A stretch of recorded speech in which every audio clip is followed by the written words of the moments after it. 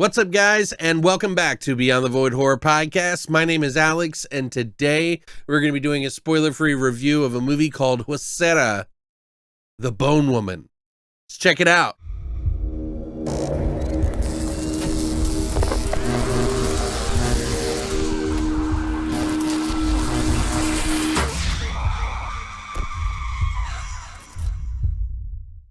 So, Huesera is a movie that I knew about last year. In fact, it was only called Huesera. They added on The Bone Woman because that's literally the translation, The Bone Woman. But they added that on there and, of course, probably differentiate and make people want to see it a little bit more, possibly with the English-speaking audience. But it did well. Apparently, it got a couple awards at the Tribeca Film Festival. And so we finally get some distribution here. It got put out in theaters for a little while. I think a limited run. At one point, had its name attached to Shudder, but I'm only seeing it on VOD now. Perhaps they've got some sort of contract that it'll be coming to Shudder in the future, so keep an eye out on that. If you want to rent it now, obviously it's up now. Huesera is a movie that is part metaphor, part slow burn, part supernatural, and they sort of meet using the supernatural element as a glue to keep these two things going. I personally do not necessarily resonate with the material because I feel like this is a very kind of describing what it's like to go through when you're wanting to be a mother and possibly not. Essentially, the story of this movie is about this woman named Valeria who recently is in a relationship with her husband. They soon become pregnant and she's always wanted to be a mother, or so she thinks. But when she gets pregnant, things start to change and she starts experiencing some really messed up things. She's visually seeing things that are happening that are scary, creepy, kind of crazy supernatural stuff. She keeps hearing bone cracking. She keeps cracking her own bones. It's part supernatural, but also part metaphorical. So we're really kind of doing storytelling to kind of experience what it's like to be a woman having a child and not sure if you want to be in this relationship as a mother or to be on your own, I think. I went and actually looked up what The Bone Woman is, and it seems to be like an old Mexican story where it's about a woman who gathers bones in the desert, and she particularly likes to collect lone wolf bone. Once she gets all the bones of the wolf, she sings it into being a real thing, and the wolf transforms into a woman, running off to be free forever. Now that's essentially what the old story is about, and I can obviously see that that actually fits very well into this movie without really spoiling it. It is a conflicting story. It's not something that necessarily resonates with me, but there is definitely a lot of talent involved in the making of this movie. There are a lot of really wonderful shots. There is excellent acting that is in this. It is definitely a slow burn, and man, where there's some fucking creepy parts in this movie. Let me tell you, there was some stuff I hadn't seen in a lot of supernatural films. I've been kind of a little burnt out by supernatural films because once you've seen one, it feels like you've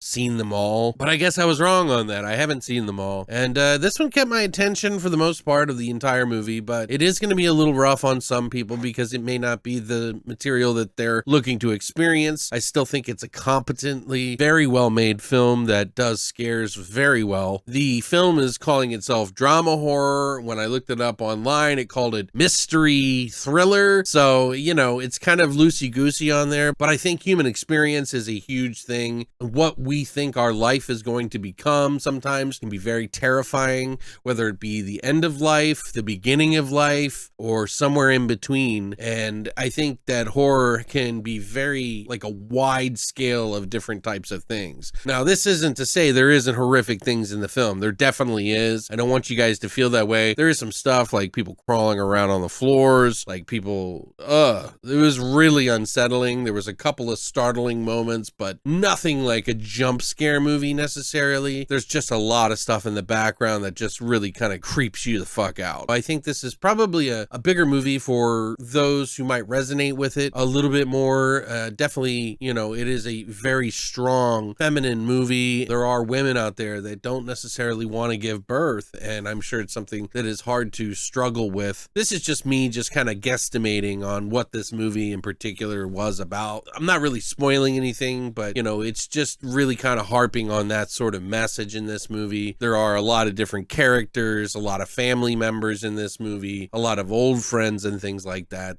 really make up the kind of lion's share of this film. And I think that's awesome because I think she does a wonderful job here. This is by director Michelle Garza Cervera. She's never done a feature film. This is her first feature film. She's also done a lot of shorts and she's working on a TV show now. But yeah, she's definitely got the talent. Personally, wasn't for me, wasn't a movie that I really resonated with, but I did get creeped out. I was engaged, but I think it's meant for a different crowd than me particularly. And if you're not into slow burns, it might not be for you at all. But if you are, please check this movie out. I think it's worth a watch. You may not want to rush out to go see it, but definitely give this one a watch in the future. For me, I'm going to give this movie about a 7 or a 7.5, probably leaning more on the 7 for me, but don't let that sway you. 7s aren't bad scores. They are definitely good scores, but it is still a very competently well-made film that I enjoyed still, even if it wasn't meant for me. But yeah, I think it's worth a watch. Definitely check it out. Let me know what you think in the comment section down below. If you enjoyed this video, please hit the like and subscribe button and also hit the bell notification to let you know when I got a new movie coming out that I'm going to review next. Got some more on the way, so stay tuned, and as always, long live the void.